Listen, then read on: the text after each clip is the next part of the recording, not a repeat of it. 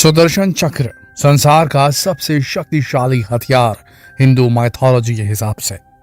ये कोई आम हथियार नहीं जिसे कोई भी चला सके। यह भगवान विष्णु का शस्त्र है जिसे केवल भगवान विष्णु और उनके अवतार ही धारण कर सकते हैं, और उन्हीं की आज्ञा पर यह सुदर्शन चक्र किसी पर वार करता है। सुदर्शन चक्र किसी पर चलाया नहीं जाता, बल्कि इससे इच्छा शक्ति से आज्ञा दी जाती है। ये कभी भी गलती नहीं करता। जिसके लिए भेजा जाता है उसका ही नाश करके आता है, और बिना अपना काम पूरा किए ये कभी वापस नहीं लौटता। हिंदू धर्म से जुड़े ग्रंथों और पुराणों की माने तो सुदर्शन चक्र से बचना नामुमकिन है। इसीलिए भगवान विष्णु इसे सोच समझकर ही आज्ञा देते हैं। भगवान विष्णु के अवतार श्री कृष्ण ने ही इसे आखिरी बार धारण किया था। उसके बाद कहीं भी इसका जिक्र नहीं मिलता। दोस्तों, क्या आपको मालूम है कि इस वक्त सुदर्शन चक्र कहाँ है? श्री कृष्ण के देह त्याग करने के बाद क्या हुआ उनके सुदर्शन चक्र का? क्या आज भी अस्त्र मौजूद है? आज इस वीडियो में हम आपको बताएंगे कि कहाँ गया सुदर्शन चक्र महाभारत के बाद। दोस्तों, सुदर्शन चक्र भगवान विष्णु की तर्जनी उंगली और उनके अवतार श्री कृष्ण की छोटी उंगली में किसी अंगूठी की तरह दिखाई देता है, लेकिन ये कभी भी स्थिर नहीं रहता, निरंतर घूमता रहता है।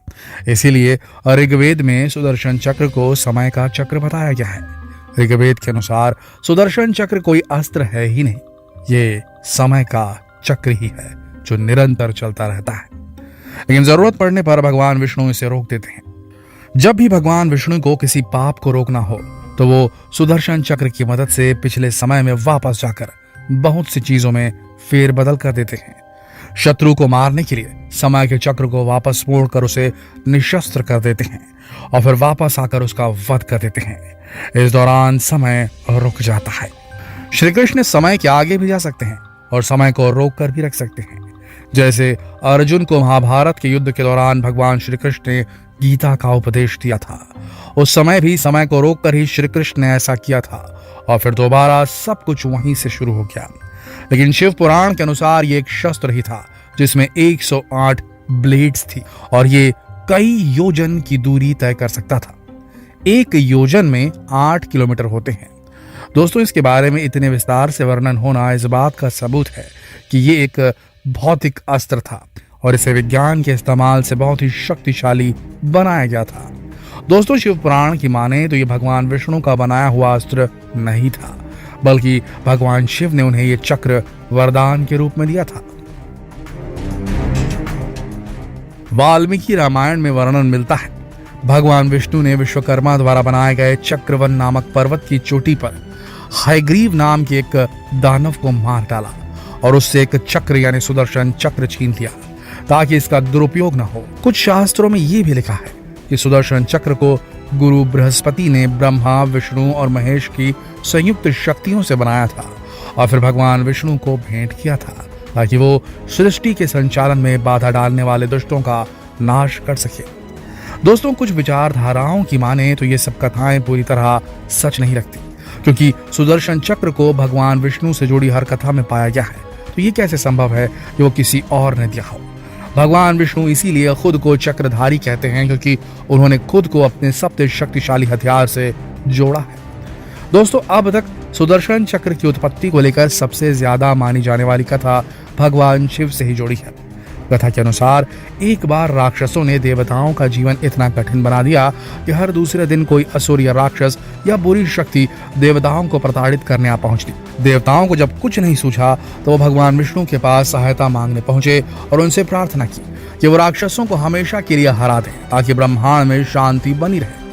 भगवान विष्णु ने जब उन राक्षसों को मारने की कोशिश की तो उन्हें ज्ञात हुआ कि उन असुरों में अपने ऊपर हुए प्रहार से जो चोट पहुंची है उसे ठीक करने की शक्ति है। तब भगवान विष्णु ने कहा कि उन्हें इस काम के लिए भगवान शिव की मदद लेनी होगी। भगवान विष्णु जब भोलेनाथ के पास पहुंचे तो वो समाधि में थे। विष्णु जी उनकी समाधि भंग नहीं करना चाहते थे, इसलिए उन्होंने शिव की उपासना करनी शुरू कर दी कि कभी तो उनके मन की आवाज भोलेनाथ तक पहुंचेगी। कई साल तक भगवान विष्णु भोलेनाथ की उपासना करते रहे। इस दौरान रोज भोलेनाथ की पूजा करते हुए भगवान विष्णु 1000 कमल के फूल भोलेनाथ को अर्पित करते। फिर भगवान शिव कई साल बाद जब समाधि से बाहर निकले तो विष्णु की भक्ति देखकर प्रसन्न हो गए, लेकिन उन्होंने विष्णु जी की परीक्षा लेनी चाहिए। इस बार जब भगवान विष्णु पूजा के लिए 1000 कमल के फूल इकट्ठा करने गए तो भगवान शिव ने उस जगह से एक फूल चुरा लिया कि देखिए अब भगवान विष्णु क्या करेंगे। जब भगवान विष्णु 1000 फूल इकट्ठा नहीं कर पाए तो उन्होंने शिव की पूजा में अपनी एक आंख निकाल कर अर्पित कर दी। तब भोलेनाथ बहुत प्रसन्न हुए और उन्हें संसार का सबसे शक्तिशाली अस्त्र दिया। ये सुदर्शन चक्र ही था जो एक ही पल में सभी असुरों का नाश कर सकता था। भोलेनाथ ने कहा कि इससे आप अनगिनत असुरों का नाश पलक झपकते ही कर सकते हैं।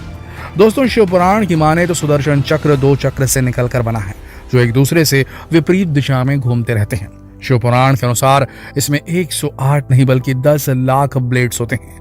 वामन पुराण के अनुसार इसका केंद्र वज्र से बना है और केंद्र में 12 तीलियां हैं, 6 नाभि हैं। 12 तीलियां 12 महीनों का प्रतिनिधित्व करती हैं और 6 नाभि 6 ऋतुओं का। कुछ कथाओं की माने तो जब भगवान विष्णु ने अपने कृष्ण अवतार में गोवर्धन पर्वत उठाया था तब भी उसके नीचे चक्र का इस्तेमाल किया था। इसी चक्र से विष्णु जी माता सती के शरीर के 51 टुकड़े करके पृथ्वी पर 51 शक्तिपीठों को जन्म दिया था।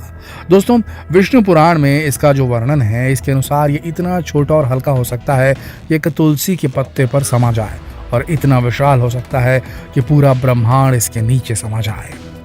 महाभारत में आखिरी बार जयद्रथ का वध करने में अर्जुन की मदद करने के लिए श्री कृष्ण ने इसका इस्तेमाल किया था। उसके बाद कहीं भी किसी ग्रंथ में इसका उल्लेख नहीं मिलता। दोस्तों, महाभारत के अनुसार जब श्री कृष्ण ने अपनी देह त्याग दी थी तब उनका यह सुदर्शन चक्र भी वही भूमि में समा गया था।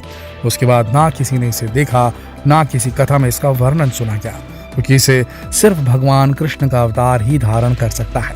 इसीलिए जब कलयुग में पाप अपने चरम पर होगा और फिर भगवान विष्णु अपने कल्कि अवतार में जन्म लेंगे तब उन्हें ही सुदर्शन चक्र मिलेगा। पुराणों की माने तो कल्कि अवतार को सुदर्शन चक्र परशुराम के द्वारा दिया जाएगा। वो आज भी पृथ्वी पर जीवित है और वो ही हनुमान जी के साथ मिलकर कल्कि अवतार को बुरी शक्तियों का नाश करने के लिए प्रशिक्षित करेंगे। उसके बाद उन्हें सुदर्शन चक्र का ज्ञान देंगे। कल्कि इसे पृथ्वी के गर्भ से प्राप्त करेंगे। दोस्तों, क्या आपने कभी सुदर्शन चक्र से जुड़ी कोई कथा सुनी है? क्या आपने कभी किसी पुराण में इसका वर्णन सुना है? आपको क्या लगता है आज के समय में सुदर्शन चक्र कहीं होगा भी या नहीं? क्या सच में होगा कोई कल्कि अवतार? क्या सच में इस कलयुग में बुराई का अंत करने के लिए कल्कि जन्म लेंगे और भूमि के गर्भ से दोबारा सुदर्शन चक्र प्राप्त करेंगे? कहते हैं कि सुदर्शन चक्र का वर्णन पुराणों में तो है मगर इसे किसी ने कभी देखा नहीं है, केवल इसे महसूस किया है, इसकी प्रचंड शक्ति को महसूस किया है। क्या कलयुग में इसे कभी देखा जा सकेगा? अपने विचार कमेंट करके हमें जरूर बताएं। दोस्तों, इस वीडियो को ज्यादा से ज्यादा शेयर करें ताकि हर भारतीय को सुदर्शन चक्र से जुड़ी ये जानकारी प्राप्त हो सके। कल फिर मिलते हैं एक और दिलचस्प वीडियो में। तब तक के लिए आप सबका इस वीडियो के अंत तक बने रहने के लिए दिल से धन्यवाद।